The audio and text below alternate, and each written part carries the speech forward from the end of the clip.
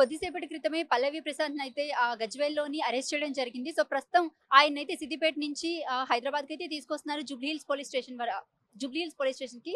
So, ప్రస్తుతం మనతో పాటు అయితే మాట్లాడడానికి పల్లవి ప్రశాంత్ లాయర్ ఉన్నారు. సో, ఆయన అడిగి తెలుసుకునే ప్రయత్నం చేద్దాం. సార్ చెప్పండి ఏంటి పల్లవి ప్రశాంత్‌ని జైలుకి పంపించే అవకాశాలు ఏమైనా ఉన్నాయా?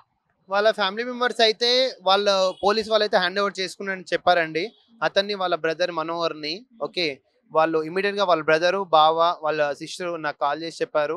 సార్ ఎమర్జెన్సీ ఇక్కడ పోలీస్ వాళ్ళొచ్చి హ్యాండ్ ఓవర్ తీసుకున్నారు. మీరు జస్ట్ జూబ్లీ హిల్స్ పోలీస్ స్టేషన్‌కెళ్ళండి. అంటే నేను వాళ్ళకి మాటిచ్చాము. వాళ్ళ మదర్ కూడా ఏడుస్తుంటే మేము ధైర్యం చెప్పడం జరిగింది. బట్ మేము ఇంకా ఇక్కడ ఏమో ఫ్యాన్స్‌కు గాని, అభిమానులకు ఒకటే రిక్వెస్ట్ చేస్తున్నాము. మీరు దయచేసి ఇక్కడ ఇప్పుడు ఈ టైంలో పోలీస్ స్టేషన్‌కి రాకండి. వచ్చి మీరు మళ్ళీ సమస్యలో పడకండి అని నా విజ్ఞప్తి. ఓకే. ఈ ఆర్టీసీ బస్సులు ఏవైతే ధ్వంసం చేస్తున్నారో సో, వాటి మీద అంటే ఎలాంటి చర్యలు తీసుకోబోతున్నారు? ఇప్పుడు ఆర్టీసీ బస్సులు ధ్వంసం చేస్తే అది ఒక మాక్సిమం 5 ఇయర్స్ అని ఒక క్లాజ్ ఉంది. 5 ఇయర్స్ పనిషబుల్ అఫెన్స్ అని. Okay. Section 3 of public property damage PDPP act ఉంటుంది దానికి యాక్చువల్‌గా. ప్లస్ మేజర్‌గా దాని మీద కాదని నేను అనుకుంటున్నా. 353 ఐపీసీలో నాన్ బెయిలబుల్ సెక్షన్ ఉంది యాక్చువల్‌గా.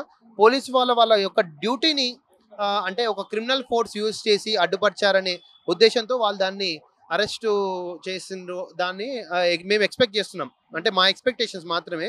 అది నాన్ బెయిలబుల్ సెక్షన్ కిందకి వస్తుంది యాక్చువల్లీ. రైట్. మీరేమైనా పల్లవి ప్రశాంత్‌తో మాట్లాడడం జరిగిందా? అసలు ఆయనేమన్నా అంటే ఈ ధ్వంసంలో ఆయనేమైనా పాల్గొన్నాడా? బస్సులు అవి పగలగొట్టే వాటిల్లోని? నిన్న మార్నింగ్ మాట్లాడిన దాని ప్రకారం అయితే అసలు ఆయనకు ఈ విషయం తెలవదు. ఎవరు వస్తుండ్రో, అభిమానులు వస్తుండ్రో, అపోనెంట్స్ వస్తున్నారో అని అయితే తెలీదు. సో, ఇదంతా ఫ్యాన్స్ గాని, అపోనెంట్స్ గాని చేసుంటారు. పోలీసు వాళ్ళు కూడా ఎవిడెన్స్ సేకరించుంటారు. ఆ ఎవిడెన్స్‌ను తప్పా రాంగా అనేది మనం రేపు జడ్జి గారు ముందల 10:30కి వెళ్తే తెలుస్తుంది. రైట్. మీకెందుకు పోలీస్ వాళ్ళు ఇప్పటి వరకు కూడా ఎఫ్ఐఆర్ కాపీ అనేది సబ్మిట్ చేయలేకపోయారు? అంటే మీరేమైనా తీసుకునే ప్రయత్నం చేశారా లేదా? అండ్ ఎందుకు మీకు ఇవ్వట్లేదు? మార్నింగ్ వచ్చేసి మేము అడిగామండి. మేము అడిగితే ఓన్లీ వాళ్ళ ఫాదర్‌కి మాత్రమే ఇస్తాం. ఇంకెవ్వరికీ ఇవ్వమన్నారు. వాళ్ళ ఫాదర్ ఏమో కొంచెం ఏజ్డ్ పర్సన్. ఇంకా ఊర్లోనే ఉన్నారు. ఇప్పటికి కూడా వాళ్ళ ఫాదర్ అయితే ఇక్కడికి వస్తలేరు. ఇంకా స్టిల్ ఇప్పటికైతే. మళ్ళీ ఇప్పటికి కూడా ఎఫ్ఐఆర్ కాపీ ఇస్తారా? వాళ్ళ బ్రదర్‌కి ఇస్తారా? అనేది కూడా వేచి చూడాలి. వాళ్ళ ఫాదర్ అయితే ఇంకా హైదరాబాద్‌కి అయితే బయలుదేరలేదు ఇంకా. కొంచెం హెల్త్ ప్రాబ్లమ్ ఉంది అని చెప్పారు. రైట్. మీరేమైనా బెయిల్‌కి మరి ట్రై చేస్తున్నారా? ఇప్పుడు ప్రెజెంట్ ఆయన ఆల్రెడీ అరెస్ట్ చేశారు. జూబ్లీ హిల్స్ పోలీస్ స్టేషన్‌కి తీసుకొస్తున్నారు మరికాసేపట్లోని. సో, ఎప్పటిలోగా బెయిల్ వచ్చే ఛాన్సెస్ ఉన్నాయి? ఇప్పుడు ఈ 24 అవర్స్ అయితే వితిన్ వాళ్ళకు 24 అవర్స్ ముందులో మెజిస్ట్రేట్‌కి ప్రొడ్యూస్ చేయాలని రూల్స్ చెప్తున్నాయండి.